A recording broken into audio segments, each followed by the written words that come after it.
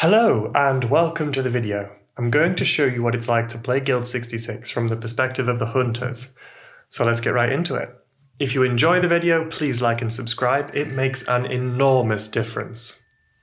I'm going to be using my level 1 hunter, Billiam Winfandir, that we made in the previous video, the how to make a hunter video. So if you've not seen that, please check it out and then come right back here. So we're currently in the middle of an open desert.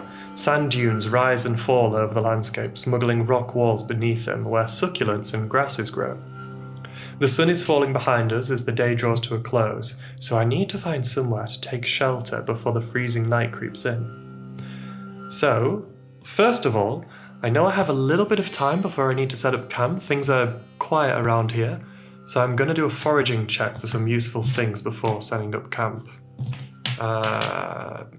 This one's good. 5. 5's not bad. I found some mint leaves, some cactus bloom, which isn't too rare in a desert, and 2 chunks of dolomite. As I pull away the sand to get at the dolomite seam, a dune slopes away as if some pressure had just been released to reveal a cave entrance. It's not particularly big, but if I crouch, I know I could get through. Well, it's going to get unbearably cold out here, so into the cave I go, I guess. Adventure awaits! It's too dark to see in here, so I take out my lantern and light it with my tinderbox. I could drink my cat's tonic potion, which lets me see in the dark for a while, but it's... I don't want to waste it. There might not be anything in here. The entrance is a narrow passage that slopes gently downwards. As I walk through, the walls and floor start to feel damp, and eventually, I can hear the gentle ripple of the thinnest stream rolling down the centre of the corridor. But all of that soon gives way to a large open cavern. The smell in here is horrific, like 1,000 rotten eggs. I dull my lantern. If it smells this bad in here, the air could be flammable. But a smell that bad can only really mean one thing: sulphur. Or poop. It could also be a lot of poop. I'm going to make a perception check to look across the roof for bats. I've dimmed my lantern down quite low, so this isn't going to be easy. I have disadvantage on the roll, which means I roll twice and choose the lowest of the 2 numbers. 2. Okay. So clearly I don't see anything, but luckily I have fauna sense. Fauna sense costs 2 noise. The hunter, that's me, opens their senses to the wild around them. For the next 10 minutes, they can sense endemic life within 100 meters, and creatures glow a particular color that only the hunter can perceive. Well, there's no one else with me right now, so that's not an issue. Creatures closest glow brighter, and creatures further away are dimmer. That makes sense. Creatures unaware or not bothered glow green. Those who are aware and anxious grow amber, and creatures that are fearful grow yellow. And then those that are aggressive, that don't like me, glow red. And then invisible creatures aren't affected, but, you know, if there's invisible creatures, I'm screwed either way. Yep, there they are, bats.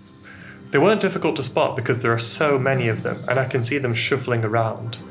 Their whole roof is aglow with green and yellows, like small lights. They probably aren't that used to visitors, but it looks like so many of them just are not that bothered that I'm here. A lot of greens. And if there's bats, there's probably bat guano. Directly below them, I get on my hands and knees, carefully. I pull on my leather gloves because they'll be easier to clean than the cotton ones, and scoop up some of the bat guano. I get 6. 6 vials filled to the brim with bat poop. There's plenty here, that's for sure. I also pick up a little bit of saltpeter, which isn't bad. I guess that makes sense if you think about what saltpeter is. I get 3 of those. I carry on inside the cave. I really don't think I'm going to be able to relax here with all these smells, all these bats and poo all over the floor. I follow the tiny stream further down into the earth, keeping my lantern low and dim because the bad smell never goes away. In fact, it seems to be getting stronger. Suddenly, in tiny clumps on the floor, I spot yellow stones. Sulphur! So there was sulphur down here all along. As my reward for this atrocious assault on my nose, I now have everything for some bottled bombs. I pick up 6 sulphur crystals. That's not bad.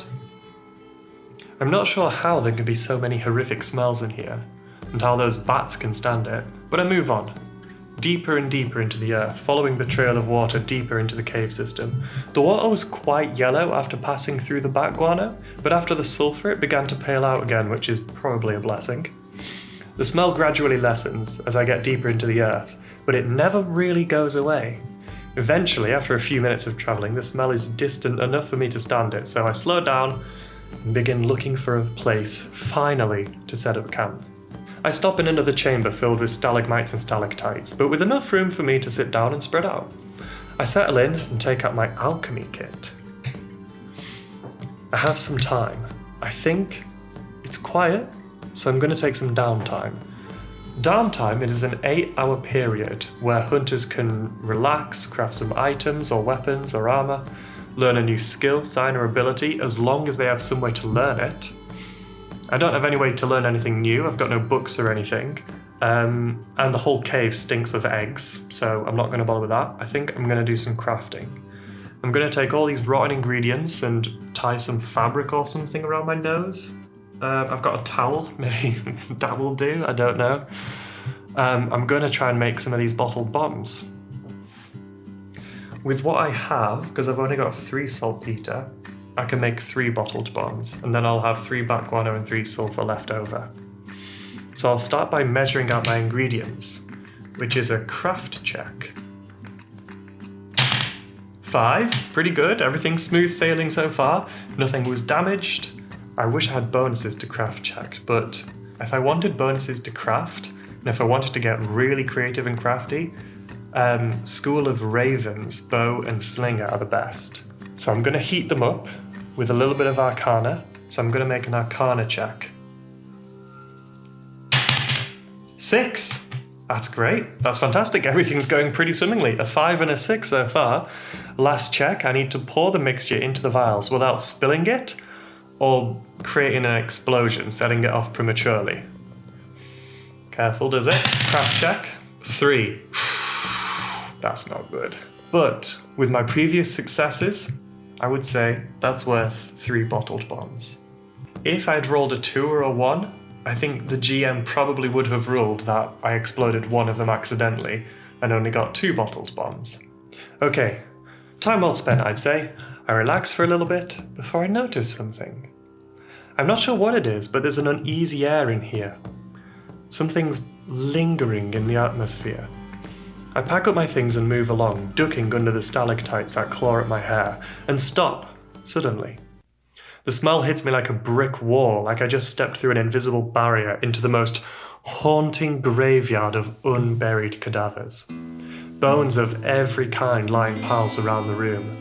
And then, the arcana hits me, and I feel the air crawl over my skin. Airs are lingering energies in a place of significance that the GM can dot about the map. They are what happens when arcana is left to stir and develop and take on a semblance of life. Airs can be good, but they can also be curses, and often you don't know what they are or what they do until the moment they activate. In this case, the air could act like a vengeful spirit of all of these unburied bodies, and it could drag me down, jealous of the life I still have. Only time will tell if this is either of those or something else entirely. I won't know until it activates. So I turn to leave, but there's nowhere to go out that way. Only the way I came. I look back into the room and spot a clearing in the center. It's a bit odd.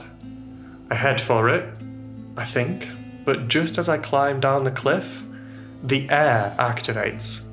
It wasn't at all what I thought it was. An awareness. The air triggers and suddenly I notice the presence above me. I leap from the wall just as it descends upon me and I rush to the center of the room, dashing using my full movement speed. And I spin to face whatever's pursuing me. If you enjoyed the video, please like and subscribe. You won't believe what something so simple can do for this project. And if you'd like access to exclusive updates, videos and more, please consider supporting Guild66 on Patreon. I really hope that this how-to was useful for you. I hope I've covered a whole bunch of things there about what downtime is, how to craft, how to use your skills and make checks. It really is a quick and simple game, and I hope you enjoy it as much as I do. Thanks very much.